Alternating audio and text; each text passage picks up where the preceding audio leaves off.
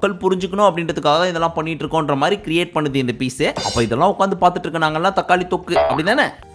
அப்படி சொல்ல சார். அடுத்தபடியாக நம்ம கண்ணம்மா வீட்டுக்காரோட பர்த்டேயை முன்னிட்டு கேக்கு, ஒரு சில ஐட்டங்கள், அதோட சேர்த்து ஹார்லி குவீன்ட்டு இருந்து ஒரு மெசேஜ் லெட்டர் ஃபார்மேட்ல வந்துச்சு. அதை எடுத்து படிச்ச உடனே நம்மளும் ஒரே குஷி. தனியா சிரிக்கிறாரு, தனியா குதிக்கிறாரு.